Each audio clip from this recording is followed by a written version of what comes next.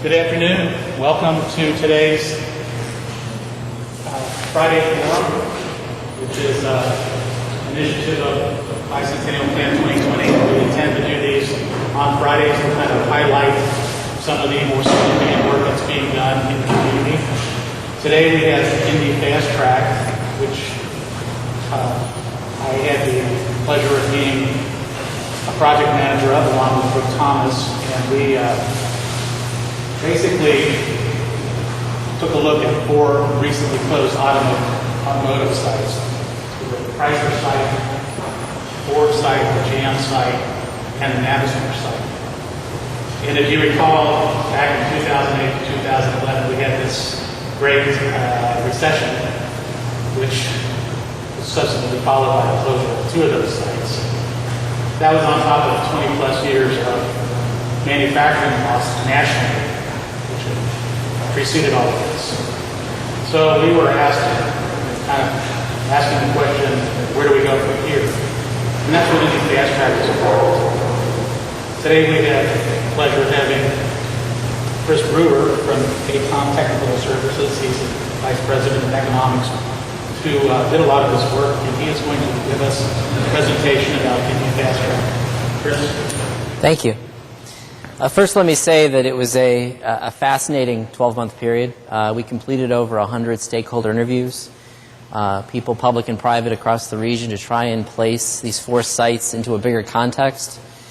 And I think, if anything, the biggest struggle with the project was that the reuse of these 4 sites touches so many other things: workforce development, reuse, brownfields, transportation and logistics, the role of incentives, the role of government in, dealing with foreclosed sites and redeveloping them, and then the impacts of the recession itself. So, tremendous amount of content. The resulting document ended up being quite thick.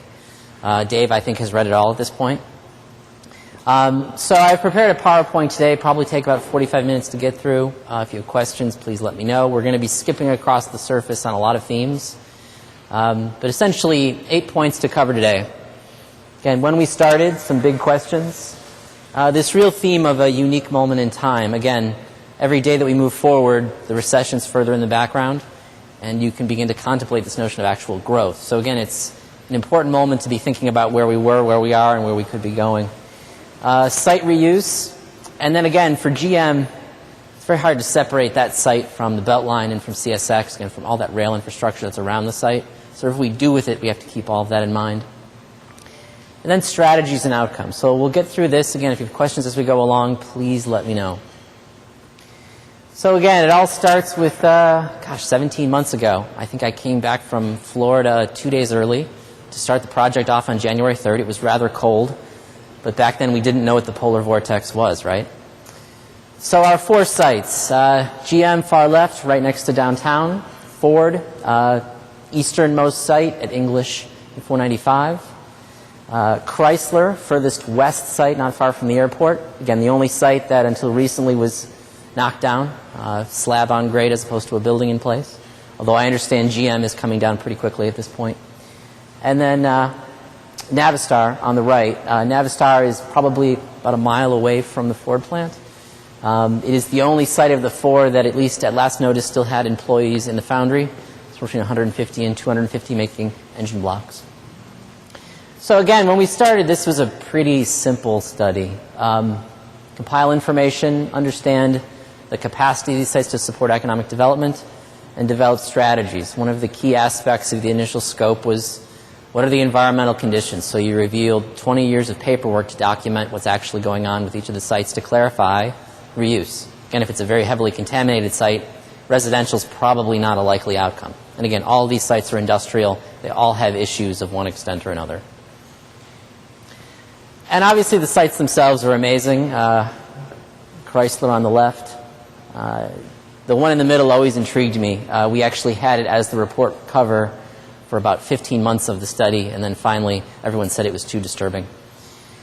And then obviously to the right, this is the rail yard next to the Ford plant. All 4 of these sites have rail access.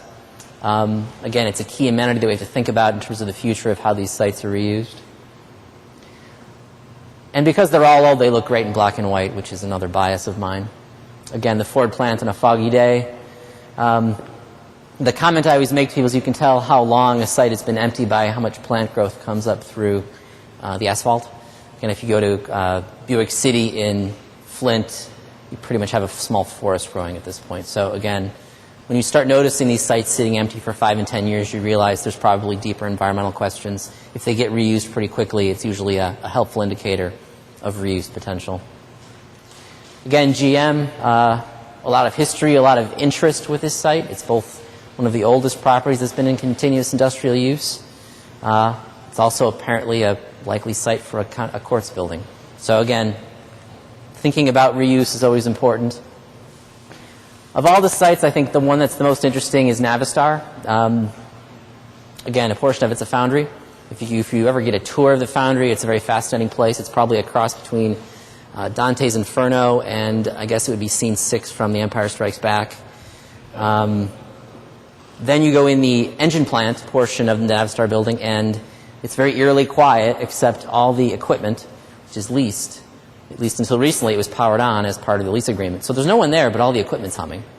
So it's a very strange place. Again, 900,000 square feet of equipment.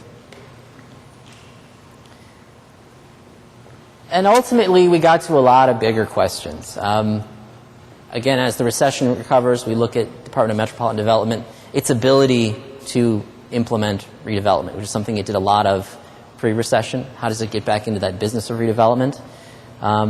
Many cities at this point are unwilling owners of last resort. Well, how do you become the willing owner? How do you actually achieve that? And is that an important policy goal? Again, we deal with all these aspects of economic development. Workforce, is it ready for us? Are we prepared it properly for future jobs? Export opportunities, entrepreneurship, these are all facets that ultimately can come into a strategy we have to think about. And ultimately, basic ideas of if we have a transportation plan, wouldn't it be great if it aligned with sites that were focused on job creation? Again, if we have limited transportation dollars, we want to think about leveraging those to make sure there are certain key sites that are ready to support future jobs. Zoning and permitting with job growth, again, part of that whole policy is making sure that our policies encourage companies to hire people, not discourage them. And again, a lot of different ideas, and I think part of the challenge with this study was that it quickly elevated to a level where it touches on things that Develop Indy does, Employ Indy does, the MPO does, and ultimately the client was DMD. So again, as you think about that, realize it's one set of recommendations for DMD, but there are implications that touch on a lot of other organizations as well. So our big questions. Again, when we start with the sites themselves, I think a lot of the debate went on to, are these sites and buildings strategic? I think early on there were a number of reuse ideas for GM. People had talked about it as a site for biofuels. Then we get to this really fun question of, what if in fact these sites are actually the tip of the iceberg and there's actually a deeper set of questions about brownfields redevelopment? And again, full disclosure, I am from Chicago. I've spent a lot of time working in St. Louis, a city which does have a negative self-impression of itself in many ways. When I came to Indy for the first time, this was a city that, amateur sports capital of the world. The Midwest has a very positive view of this city. So I was surprised to come here and realize that I was seeing many of the same problems that, say, a Detroit would have or a Chicago would have. Empty houses, old brownfield sites, they're all still there. What's our strategy for how do we begin to acknowledge them and move forward? And I think the biggest thing we began to realize about Marion County in particular is that it's in some ways not completely ready for post-recession recovery. There's actually a lack of developable sites.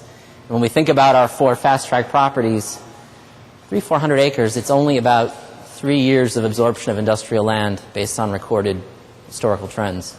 So again, it's not that much land in the greater scheme of things. So again, how do we see these sites in that bigger perspective of we need prepared sites for industrial and manufacturing. They need to be properly zoned. They have to have utilities in place. How do we get to that number of sites? Again, probably 50 to 100 acres a year that we have ready to go. Did I see a question? Okay. And again, a lot of the business parks that are in Marion County are actually almost built out. So again, where's that next supply going to go? Where are those next buildings going to go if we want to continue to sustain job growth? Other big concerns I think we focused on in the study. Marion County has lagged behind the region in job growth for a very long time. We've seen that trajectory hold pre-recession, during the recession, and even the recovery since. We're growing at a slower rate than the region. The region actually right now is growing at a faster rate than the country, so the difference is significant. We've lost ground economically in the last 10 years as a region. And I say that even though this is a region that has a clear aspiration as a top 20. I think you're 32nd largest metro area in the U.S., but there are clear aspirations for growth. And so it's that imbalance of how do we ensure that we take steps and we think about Plan 2020, how does that plan ensure that that continues? And I guess last but not least, you'll hear this point a lot, this region's very good at transportation and logistics. We think in the future that's actually something you have to more actively manage. The freight wants to come through here. And as I say with most of my friends, no one really cares where their 60-inch plasma came from, as long as the truck that delivers it doesn't hit them. But understanding transportation and logistics in the future is a key aspect of this study. Talk about this unique moment in time idea, again, this reality of a recession that at least now is getting into the background a little bit. The thing is, a lot of things are changing. We've heard about the Panama Canal. We've heard about manufacturing beginning to recover, reshoring, nearshoring. These are all things you've probably heard about in the media. And they are unfolding, and they're beginning to have an impact. Some of the things that are amazing to me, though,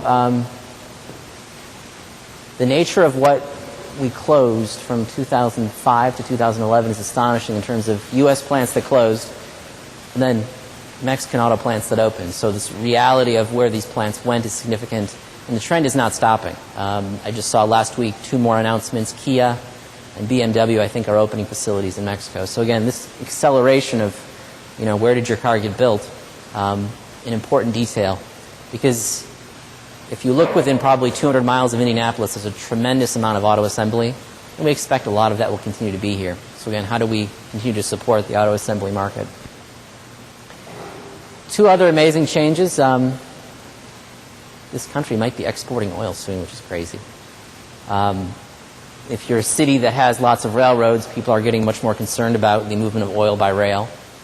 Again, when a train full of oil cars derails, it tends to make a big explosion. I think the big surprise, a lot of the oil that comes out of the Dakotas and Canada is a lot more volatile than they thought it was.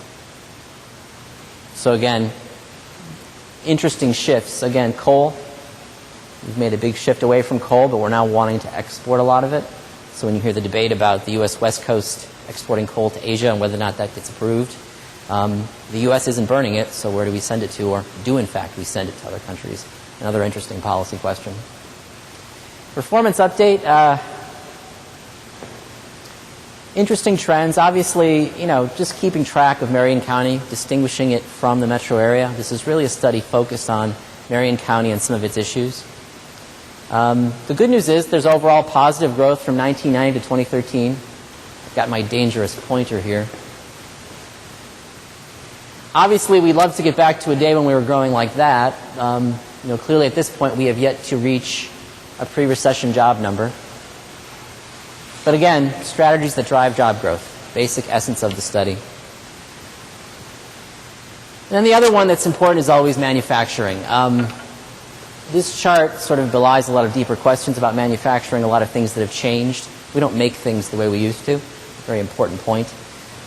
We also have a lot of local manufacturers that have a lot of employees that are near retirement.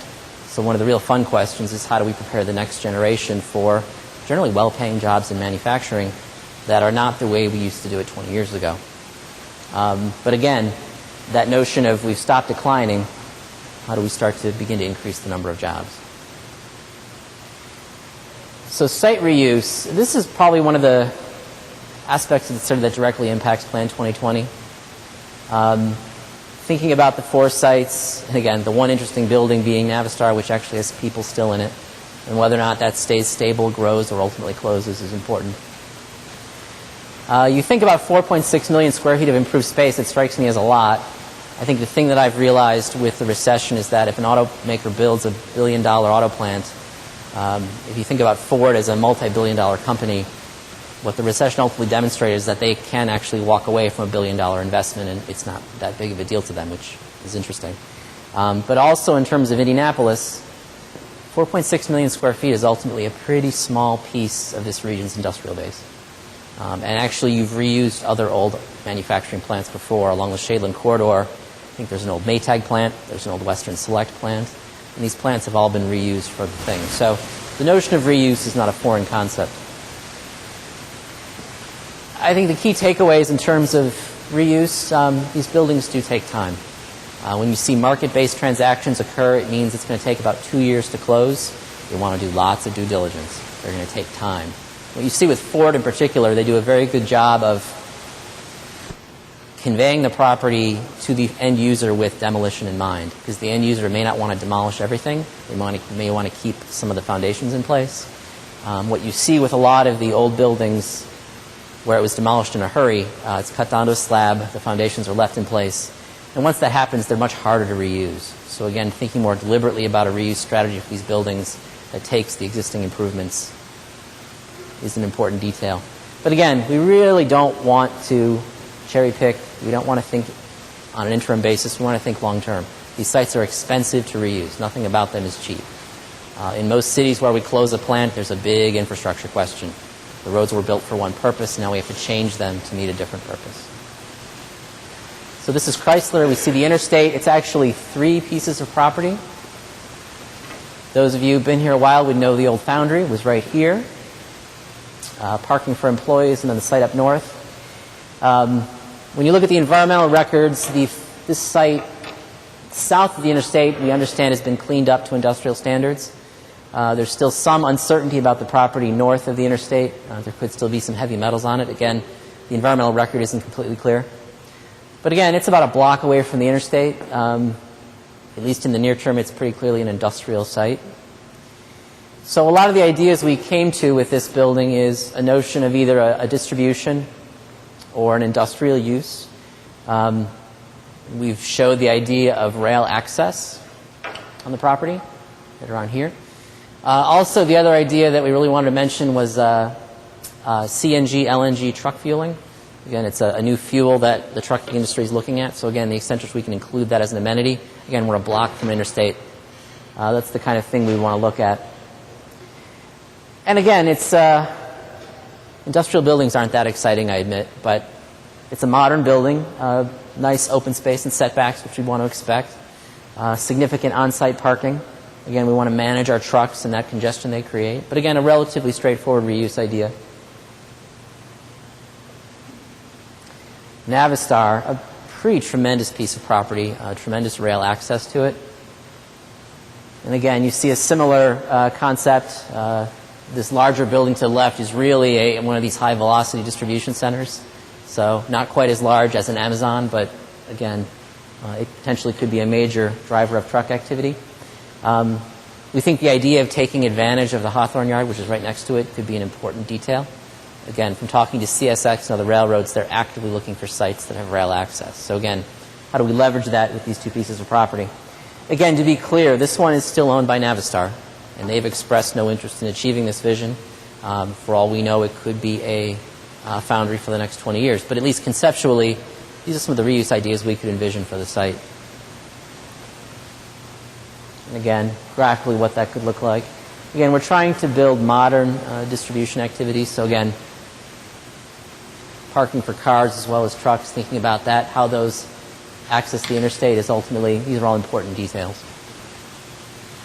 The Ford site, this was actually one of the more intriguing ones. The Ford property, it's an old Visteon property, is actually relatively new.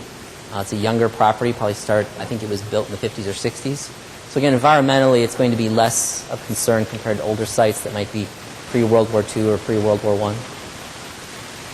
Conceptually, we had some interesting ideas with this one. Again, it's right off of Shadeland. A lot of the fun ideas were, can we do a north-south connection from Washington down to English? Again, getting better access for trucks. It does create a number of development sites. But again, this notion of multi-tenant industrial, maybe flex or office space in the front. But again, it's probably a site that's more than 100 acres in size. You could do a lot with this property. We anticipate that Ford will most likely, as they go through their process, sell this to a developer, and you would probably see industrial development on this site in the future, most likely. Again, it's zoned industrial today. And again, graphically what that could look like. We did have some conversations with DPW about this notion of could we get an actual spur off of Shadeland onto the site. It was not an easy concept to prove, but we still like the idea of it, if that makes sense. GM. This is probably the most interesting site for a lot of people. It's certainly the most visible in terms of people seeing it, as well as all the talk about the new quartz facility. This thing really is long. We came up with a concept for the western half of the property. We did not touch the eastern half, and I have not personally seen the plans for the quartz building. So again, this design may no longer be relevant, but at least conceptually, I can show you a couple of things that we've thought through. Number one is this notion of Harding, which is right here. This notion of pushing it underneath the belt line and connecting it directly to the interstate. Again, it's hard to separate GM from the belt line in CSX, and we think in the future, if the belt line is to carry more traffic, the idea of grade separating more at-grade crossings is a good policy move for the next 10 to 20 years. I will also show you on another plan that there's really not a lot of room in this area. So again, this is a complex little site in terms of fitting it all in. But then we identified a larger distribution use and then a smaller, probably more light assembly use. I would also say with this one, particularly this property right here, on that piece of land right now, there are a lot of homes. This is not a policy-setting move in terms of saying this will happen. It's simply a conceptual idea of what could fit based on how we understand it today. That's really the intent of it here. I think for us, the real question is from an infrastructure standpoint, how Harding connects north is probably the expensive question, and one we'll dive into in more detail in a minute. So again, we would expect industrial for all these sites, even for GM. There's on the western half of the property, there are some environmental contamination issues. They're not the end of the world, but they have to be managed. It makes a residential a more expensive reuse idea. And again, this is probably just 4 of many brownfield sites, and we'll talk about those in a minute. From a neighborhood standpoint, fascinating variety. It took me months to realize they actually spelled lunch wrong. But again, understanding how these sites fit into their neighborhood context, I would say the Ford property is right next to a large old shopping center that's seen better days. And again, when you think about redevelopment of the Ford site and that shopping center over time, you begin to really change the character of that neighborhood. So we've talked about GM. I wanted to put it in context with the Beltline and CSX. This is one of those complex topics because CSX sends, we'll say, 30 freight trains a day through downtown. There's been some debate in the media about the stability of the viaduct for Union Station. So again, there's some concern about how do they sustain it as a freight corridor. Obviously, having freight trains coming next to your major convention and sports facilities, you do get into some questions of safety over time. There are, trains do have problems. So one of the ideas that was talked about during the study was how do you shift a share of freight traffic from the main line to the belt line? The concept seems simple enough. So with GM, this is an overview graphic that shows, again, part of it is this question of Harding connecting underneath the belt line to get rid of an at-grade crossing and then continuing up north. But of course, the second question is the CSX main line is over here. So we begin to talk about, well, how do we, obviously if we want to get to the belt line from the main line, we need a spur, right? So, could it be that simple? Well, maybe. But we have to think about, over time, growth in freight volumes, growth in rail volumes. How do we ensure all this connects? And I would say this is a superficial view of what that infrastructure could look like. But again, ultimately, for the GM site to be its future be fully realized, we have to think about all this infrastructure. And again, if you go back to the thoroughfare plans from the 60s or 70s, Harding was proposed as a much more important street. So again, as you revisit the thoroughfare plan, thinking differently about Harding could be a key policy question. So strategies. Again, we talk about the 4 sites, and we want to put them in this much bigger industrial framework. There are a significant number of old industrial properties scattered around Marion County. This is RCA. I guess at this point the buildings are in fact gone. So again, it's a site that we could see redevelopment on. It's a site that has rail access, but it's right in the middle of a neighborhood. It's also contaminated, so you get to the struggle of, was it a residential reuse? How do I clean it up to residential standards? Is it a site that ultimately, is it appropriate for residential development? And I think what amazed us the most was understanding the swath of both historic properties, again, the brownfields in dark red, the 4 FastTrack sites in gray, and then our active manufacturing sites, Peerless Pump, Major Tool. And again, we did a lot of our interviews. Everyone talked about our connection with Chicago, I-65. But when you realize where most of our industrial space is concentrated, it's actually on I-70. And it turns out one of the things that surprised me was that I-70 is the shortest, least tolled route from LA to New York. So there's a lot of expedited freight that wants to travel along that route, and a lot of it wants to end up here at some point. So again, I think this was the big surprise. A majority of all the industrial space in Marion County is within a couple of miles of I-70 and 465 South. A lot of it is older space. So again, it's one of these big strategies of how do we begin to revisit some of these old areas, reinvigorate them, clear old industrial buildings, clean them up. I think this is one of the big surprises. We hear a lot about, industrial space in the adjacent county to the west and to the north. There's a surprising amount of space within 1 to 2 miles of our corridor. So we talk about some of these areas in detail. This was the one that surprised me the most. This is Massachusetts Avenue. So downtown would be right over here. Major Tool, a major industrial company, is right here. And if you drive Massachusetts Avenue, it's just a fascinating little corridor. The street is incredibly narrow, given all the trucks that use it. And if you notice our color code, we've got our land bank parcels, county surplus, and then industrial land. Now, obviously, down in here, we see a lot of problems from a housing standpoint, but even up in here, and then up in here, and actually even over in here, nothing is colored, but you realize there's a lot of vacant land. So it's one of those areas where can we take more deliberate steps to clear sites to create opportunities for new development? We're not necessarily going to be building million-square-foot buildings here, but how do we create that next tier of sites that can support new jobs? And again, even in this area, there's some very choice brownfield sites. I believe right here, there are certain properties that are still quite contaminated as well. This is a Shadeland corridor, so the Ford site would be just down here. Raytheon, an active industrial site here. You've got, this is actually the old Western Select plant. This is the old Chrysler engine plant. These are occupied. And when I look at Shadeland, it's really in many ways an extension of Massachusetts Avenue, but there's a large amount of industrial space in this area. Again, some of it works well, some of it doesn't. But how do we sustain it? How do we ensure that we continue to see new development happen? This is the last one. This is Senate Avenue. This is just south of downtown. So it's just across the river from Lilly, which is the property you see to the left.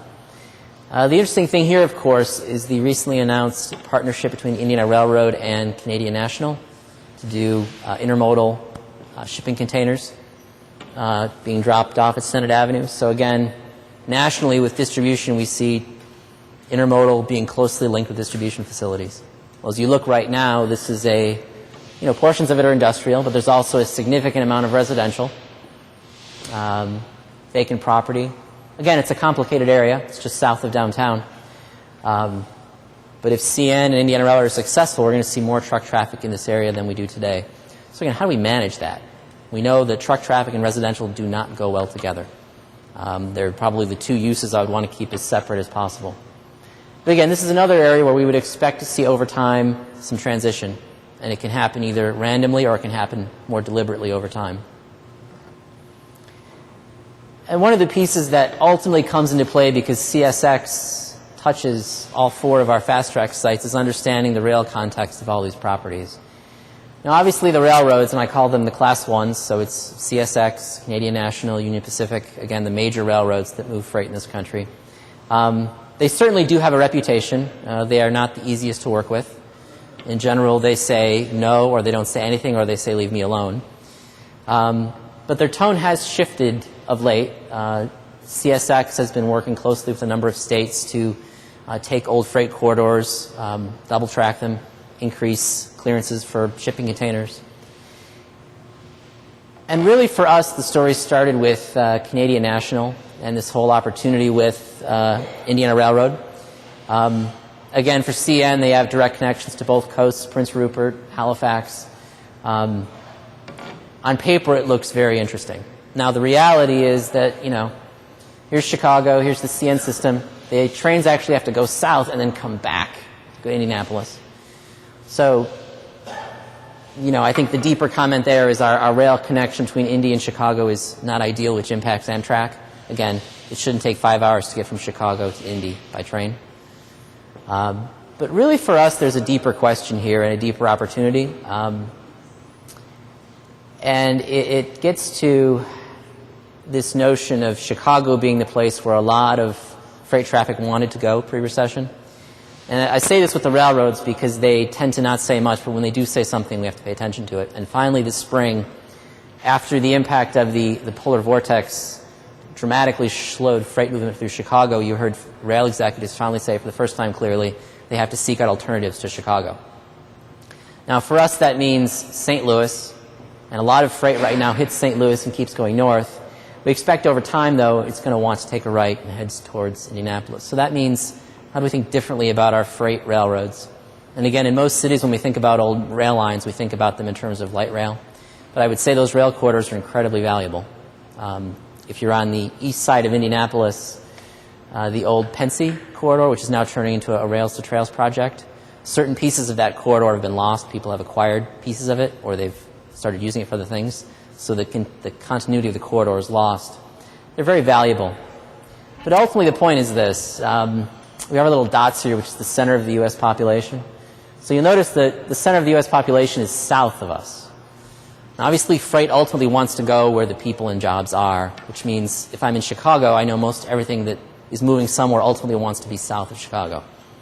So again, from a policy standpoint, we have to realize that freight is going to want to come here, and that means we have to have some active strategies for how to deal with it. I think for Indianapolis, it means a different conversation with St. Louis about how freight connects there, potentially turns right, and then how do we benefit from that?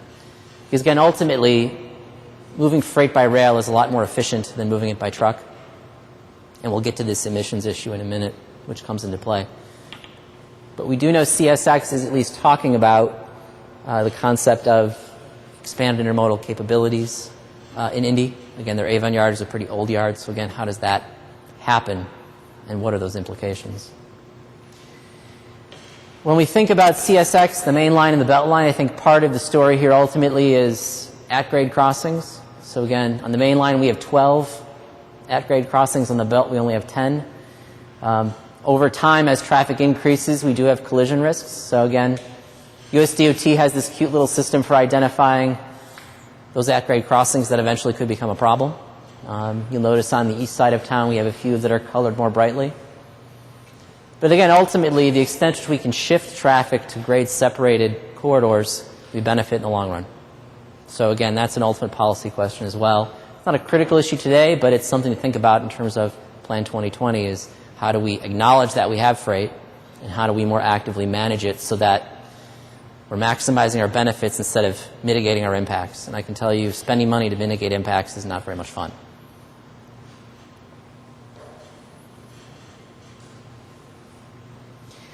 The other thing that surprised me, so our Hawthorne Yard, this is a CSX property. It's right next to the Navistar property. It's a piece of land that's about the same size as downtown, and I can tell you very little is going on there. So it's one of these, rough diamonds, unmet opportunity. How do we look at that differently and potentially look at it in terms of rail serve sites that can support jobs? Again, it's too large a piece of land to simply ignore forever. Just the size comparison with downtown really surprised me how large it was ultimately. So over the next 25 years, again, simple notion, more freight coming through. A lot of it wants to come here for distribution reasons. How do we live with it? How do we mitigate it? One of the studies that we did look at when a lot of the Rebuild Indy money was spent in the last 5 years, we looked at the percentage of those dollars that went to roads that were within 2 miles of I-70 and 465. And the good news was a lot of that money actually flowed towards roads that we're using today to handle truck traffic. I would say the bad news is there was not very good information from a truck standpoint of where trucks are traveling on secondary roads. And so you begin to get to questions of, are these trucks damaging asphalt roads, and are there certain roads that actually need to be concrete? One of the key policy questions that we get to ultimately. So the only table that I put in this whole presentation asks an interesting question about the railroads. So Class 1 railroads pay property taxes. They pay them based on miles of rail line, not acreage or square footage. And the key is the railroads have done a great job of cutting down the amount of rail line they own. And they've also been making more money, been very profitable the last several years. So if I have less rail line and I have more value, that means my value is going up. And in the case of CSX, it's actually, from a Marion County standpoint, $26 million in assessed valuation, about $800,000 in taxes paid. There was at least an argument we made in this study that we could look at this pool of money and use it differently, potentially using it to leverage rail improvements, using it to partner with the railroads for specific studies. Again, it's dollars right now that flow into general fund, I assume, so they sort of vanish into the system. But there are specific dollars that we can leverage to achieve more specific goals from a freight standpoint. So again, some of the ideas that we think about in terms of Plan 2020, protecting and preserving these rail corridors, understanding there is actually interest in sites that have rail access. And then again, this is one of these issues that's gotten very trendy. From a distribution standpoint, companies are very interested in reducing their cost. So in other words, when you buy a TV, a big piece of that cost is the cost to get it from Japan to your front door. There's a lot of interest in making that distribution cost get as small as possible. And one of the ways they do this is bigger distribution buildings, but also putting the distribution buildings as close to, if not across the street from, the intermodal yard as possible. So again, we're seeing situations where containers will come in overweight. So it's a heavy container, it's too heavy to go on a normal road. So they'll build a private road from the intermodal center to the distribution center to take that container, move it, make it lighter so it can ultimately go on a city street. So again, these are all strategies that involve reducing the cost of freight movement. Make sense? Trucking impacts, we've touched on this already. You know, in many ways, you're, a small metro, 32nd, 10th largest inland port in the U.S. in terms of tonnage. So you sort of set up a challenge there, meaning you have the resources of a relatively small metro, but you have a lot of freight impacts. And they're most specifically truck impacts. So again, we think about the crossroads of America, how do we actively manage that going forward, and how do we benefit from it ultimately? So these are some of the issues that we're noticing. Again, a lack of information about trucks on arterials, CNG, LNG fueling, a lot of interest in I-69 as it connects southbound. I would expect to see industrial development associated with that project. But ultimately for this region, there should be a goal of shifting tonnage from truck to rail. Again, truck is more problematic from an emission standpoint, particulates. Rail is much more efficient. How do we shift? How do we actively encourage a modal shift from truck to rail? And again, we do have some truck count information. The size of the circle indicates relative significance of trucks. So again, just south of downtown, 5,600. Just north of downtown, 5,000. Along Mass Ave, you see truck counts. Again, down here. But again, there's no information or very unclear information about trucks on arterials. So we want to get some monitoring information to stay abreast of this, because it allows us to make better decisions on infrastructure. We need to build concrete roads instead of asphalt roads, for example. So while we talk about trucks, is this notion of air emissions. The EPA is taking a hard look at small particulates, PM 2.5, so very small particulates associated with diesel emissions. The good news is Indianapolis, which is in the orange, and our 14-city Midwestern average, air emissions are dropping nicely. We're still a little bit above average. But when we think about truck traffic, we can't avoid that impact of emissions. Again, trucks create more problems than other modes of transportation. And we start to think about some interesting land use ideas, and we'll talk about them here.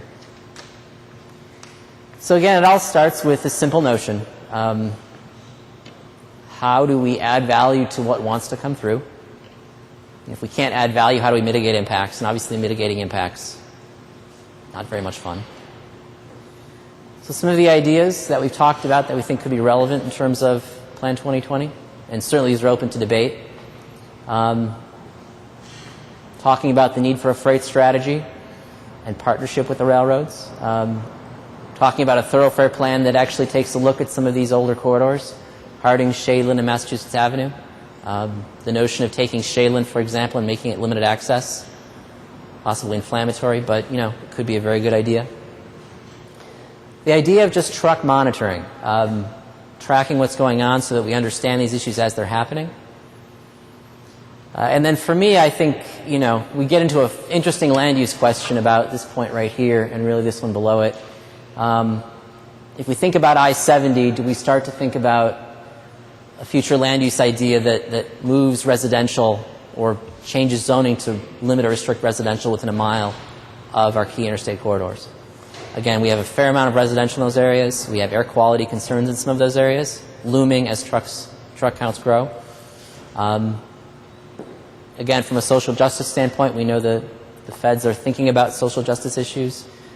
Poorer people living in close proximity to areas that have greater emissions is always a problematic detail.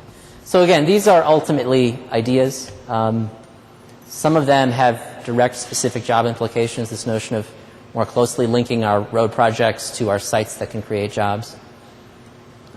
Others, I think, the notion of monitoring GIS, basic information to track performance so that we actually have a handle on what's going on. But then ultimately getting to some of these more complicated issues of, for our major truck corridors, is residential an appropriate use in some of those areas? And do we passively or actively find ways to change that over time? Questions, comments?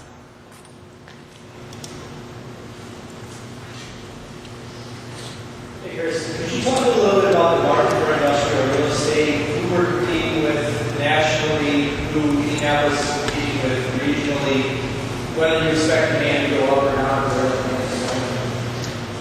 or Indy, probably through, when we looked at the data probably 6 months ago, Indy was recovering in terms of industrial space faster than a lot of other Midwestern markets. Again, it's always been the crossroads of America. There's always been a reason to distribute here. So I think the concern there was the pace of recovery was accelerating faster than other markets. You're next to Chicago, which is, I think it's 1 billion square feet of industrial space. It's that big. So again, there's always going to be a push of freight from there to here down I-65. I think the biggest changes we've seen, again, if logistics is really a cost-driven model, we see a lot of these bigger 500,000, million square foot buildings going to the suburbs. Some of that is okay. I think where we struggle sometimes is how do the employees get to those facilities, which is actually a challenge. The other policy concern that we've noticed is a lot of these buildings are built with tax abatement, and so what's starting to happen is people will leave a building and go to the next building to get another tax abatement when that first one goes up. So again, from a policy standpoint, ultimately the industrial space, these are not buildings that are going to be there forever.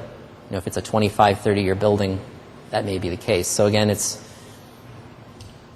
a market that we're going to see more distribution use. I think the other comment I'll make is, has anyone heard of third-party logistics providers? I'm sure Todd has. Companies are outsourcing their logistics to another company, and these companies are increasingly not just moving stuff in trucks, they're actually taking components and assembling them.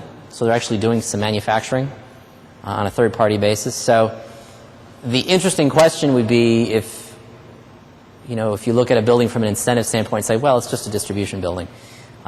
If in fact it's a third-party logistics provider, they could actually be doing assembly in that building, and the wages might actually be higher. So distribution isn't what we thought it was 20 years ago. Make sense?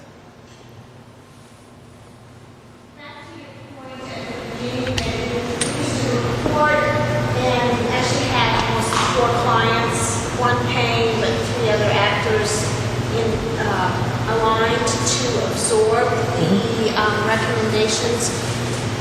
Do you have any insights on how those 4 clients might take these recommendations and work well together to move the ball, so to speak? I think it's a good question, but the answer is complicated.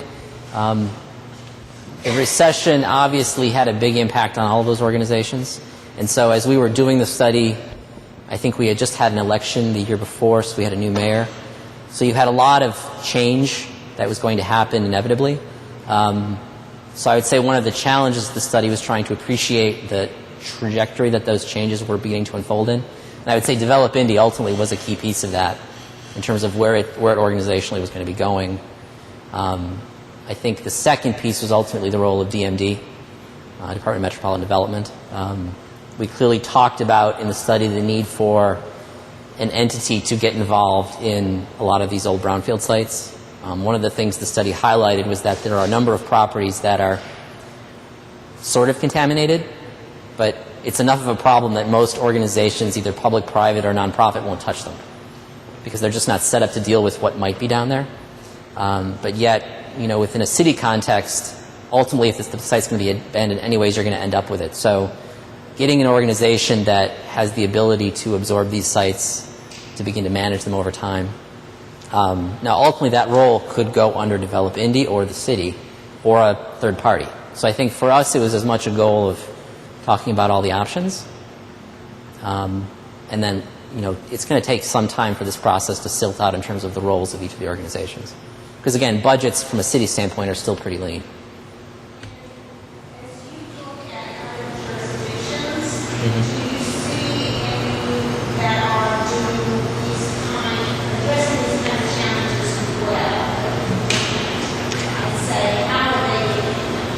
I would say in St. Louis and Milwaukee, Milwaukee has a very good brownfields redevelopment authority that has actually done some pretty good things in the last 10 years. St. Louis, specifically St. Louis County, we had done a study for them 2 or 3 years ago, and it had talked about this notion of they have City of St. Louis and St. Louis County, and they had separate economic development entities. And so one of the big ideas there was to get at least some consolidation to get a more focused footprint on economic development. And that did actually happen this last spring. They're not out of the woods because they're expecting, they have a large Boeing plant there, builds fighter jets, and is about to potentially to close, so they've got 20,000 jobs at risk.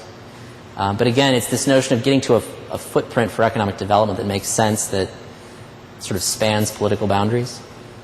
And again, that's less of an issue here in some ways. You have the City of Indianapolis, Marion County, essentially one entity. You have obviously a number of smaller municipalities, but the level of political fragmentation in St. Louis is much, much worse. Does that make sense?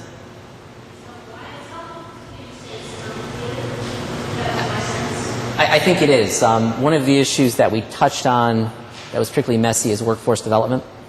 I would say in many ways the workforce development system that was in place as the recession started, I guess my opinion would be it's not ready for prime time. Like it really wasn't ready for the massive disruption that we saw. And I guess right now Congress is debating a new workforce development program. But it's very hard to make changes to workforce development because all the money is controlled at the federal level and the state level. So again, some of this stuff is actually quite complicated.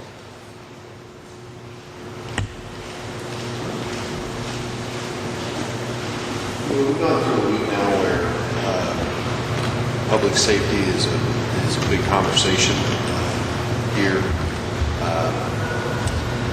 One of the things that we talk about in terms of these sites when we're talking about the cost to keep them up or to maintain them is, we've got to mow it or we've got to clean it or whatever. One of the things that I don't usually see in the conversation though is what are the other costs associated with a parcel that's left unattended like this?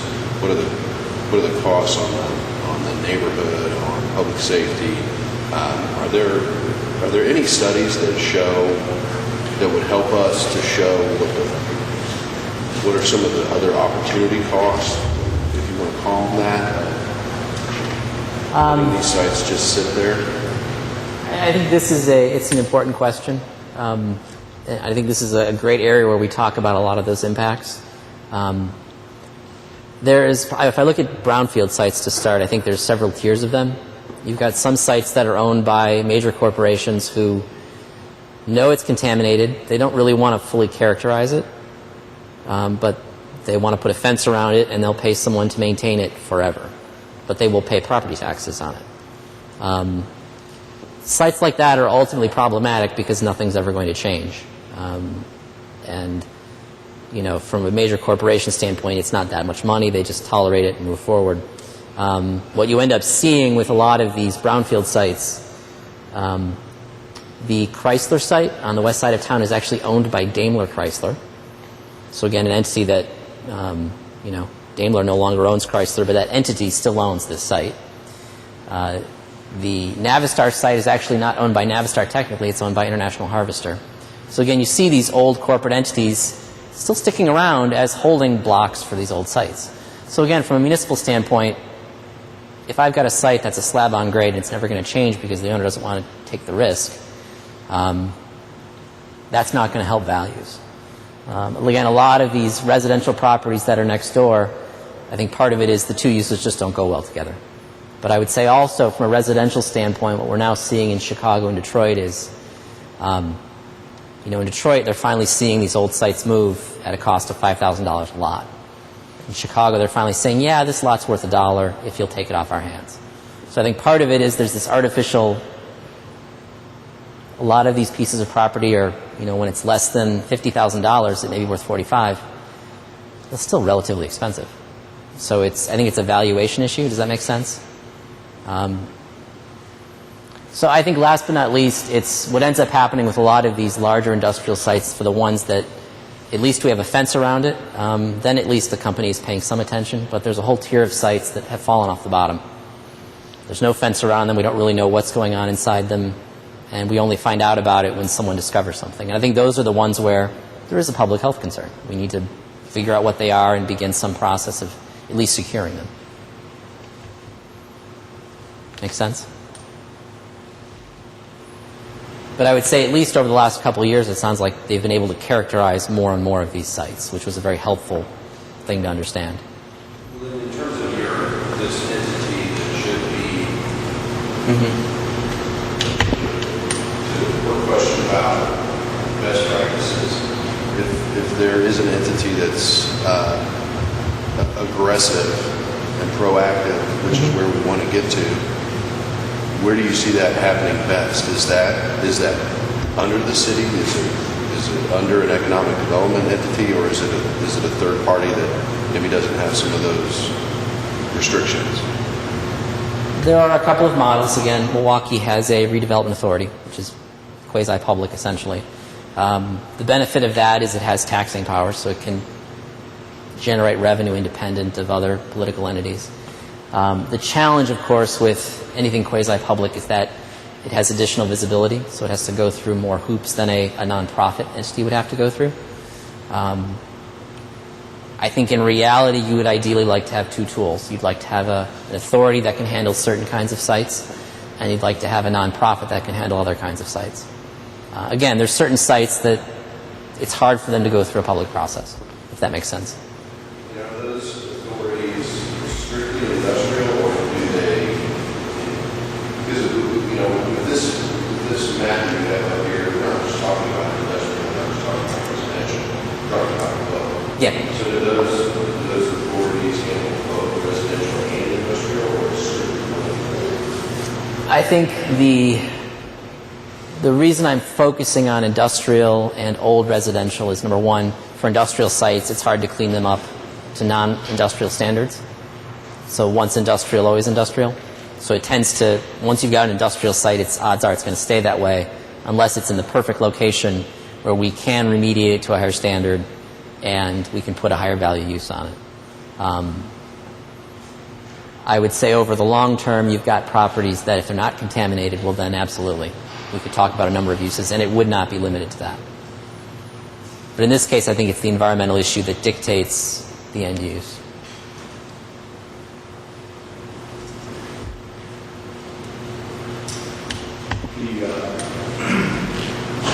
The state blue ribbon transportation panel appears to be doubling down on the commerce connector, which would bypass the eastern and southern portions of the city. I mean, I don't know if that's a doomsday scenario for anything south of 70. I mean, it could have more than one impact, I think. You know, some people think that, you know, we've got enough problems on our 70 corridor already. This is just going to create more. Got any thoughts on that? I think the Commerce Connector, without a conversation about expansion of I-65, is, you know, I think you really can't do one without the other. Because I think when I just drove I-65 this morning, it's not pretty.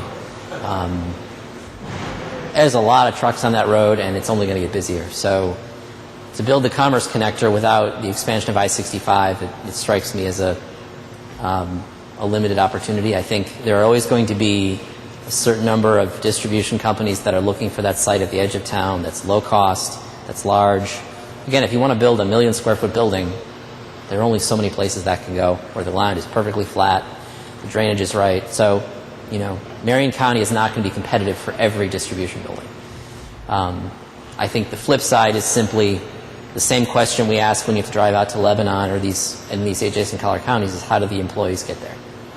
And I think that's still a major policy question that these companies are struggling with, particularly if the name of the game is lease a building, wait 10 years, wait for your TIF to end up, and then go to another building.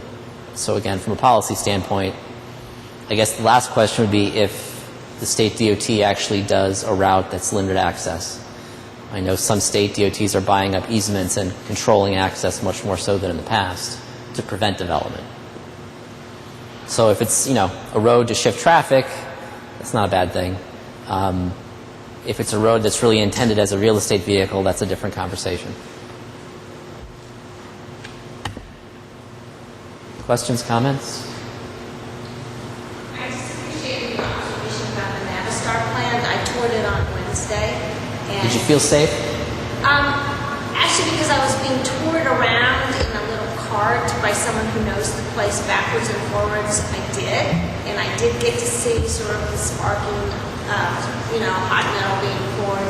What's interesting to me is I think the potential for more jobs at that site. And it just, of course, underscores how a local jurisdiction and the people who work on site are at the mercy of large international corporations making decisions where large sums of money are really small change. And we may or may not have opportunities there depending on actors beyond ourselves. Yeah. If they ever do tours, I'd suggest you get one. It is an amazing piece of property. Other questions? Everyone enjoy the afternoon.